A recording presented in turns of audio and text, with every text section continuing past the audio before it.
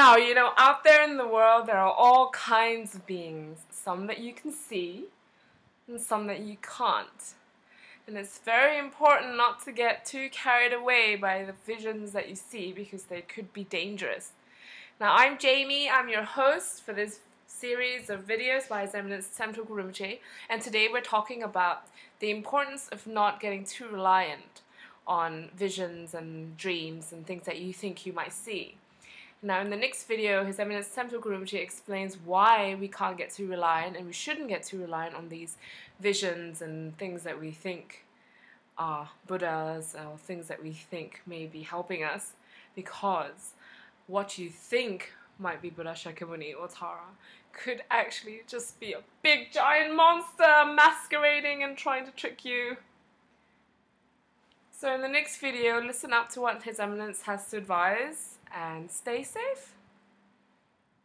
If you want psychic powers, and you want to achieve psychic powers that are not going to be at the expense of any damage to you, because when we seek for psychic abilities and powers through the wrong venues, the wrong people, or the wrong beings, you will get your psychic powers, but you will pay dearly. You will pay dearly. Because once they give you what you want, they're going to be hanging around, and they're going to want something too. Nothing's for free, dearie. Well, you're thinking in Buddhism, nothing's for free. That's right. You have to give up your ego.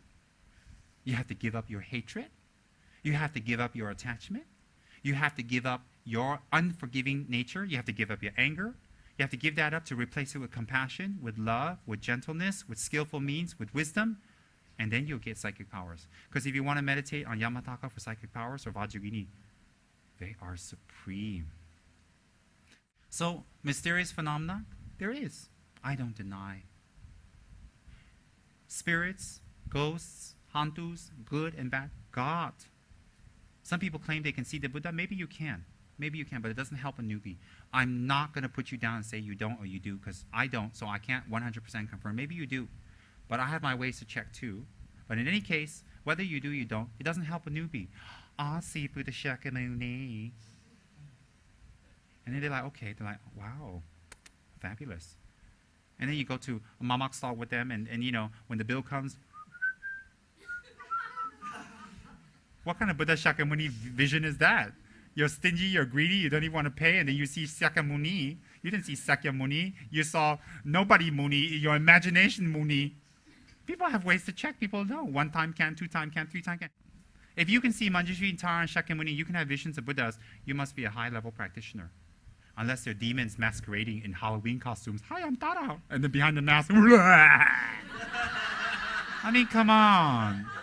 If you can see high-level deities, you must be high-level. You must be high-level. So if you're seeing deities, you have to be very careful. I'm not denying you're seeing deities. I'm saying be careful. Highly realized lamas tell you they're ordinary, simple human beings. And they don't see anything. There's a reason for them to say that. They may not. There's a reason. Spirits are tricky. I'm not kidding. Spirits are very tricky. That's what Sorumji mentioned. Be careful. Sorumji specifically used that example. He says, if you have a vision of Tara, there's ways to check if it is Tara. Be careful. Lama Tsongkhapa had visions of Manjushri for many, many years. He denied it. He told Manjushri to go away. Manjushri says, I'm really Manjushri. The only time he believed it was Manjushri is when the Manjushri talked to the Guru, and the Guru told Tsongkhapa, you got to acknowledge your vision, it's Manjushri, you know. And then Lama Tsongkhapa said, oh, if my Guru said so, it's Manjushri. Then he started talking to Manjushri. Manjushri's like, jeez. Everybody's like, appear to me, appear to me, appear to me, and I'm appearing to Tsongkhapa here, and he ignores me. Really, Tsongkhapa ignored him. Tsongkhapa felt he wasn't attained, he's not learned, he's not a good monk, he's very simple. Why would someone like him have the power to see Manjushri? That's what Lama Tsongkhapa thought about himself. Tsongkhapa, read his biography, bio. So finally when Lama Umapa told him, he said, okay. And even when Lama Umapa told him, he acknowledged, listen to this. Manjushri told him what text to check, what text to look for, what this.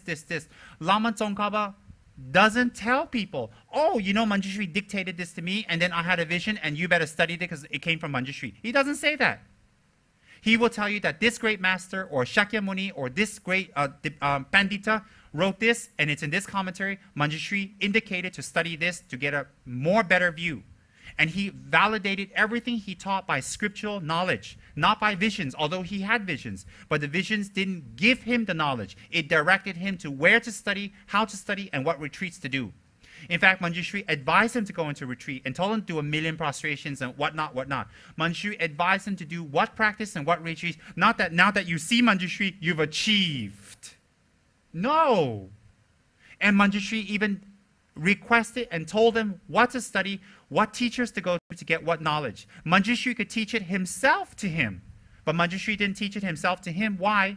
How would that validate to his students and his students and students? Maybe immediately people who lived with Lama Tsongkhapa would believe that he had visions and believe that it's good. What about people like our generation, all the way down 600 years down the line, who say, well, how do we know that?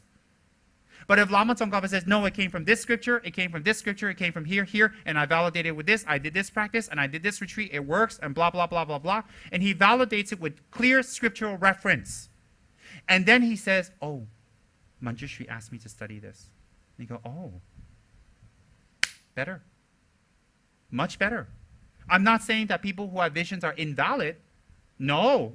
I'm saying that for today's world, Lama Tsongkhapa's method works very well. Because even when Lama Tsongkhapa had visions, the visions directed him to what Lama, and what practice, and what text to study. There was no shortcuts even for Lord Tsongkhapa himself, to have an example for all of us.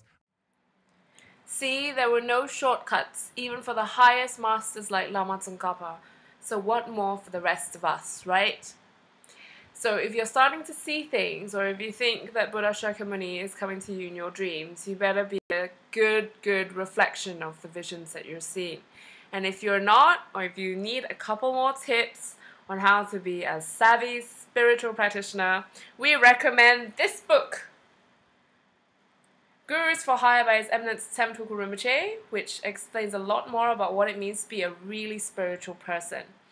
And in the meantime, do also log on and subscribe to us. Ding, ding, ding. And leave your comments below, and Monster will be very happy.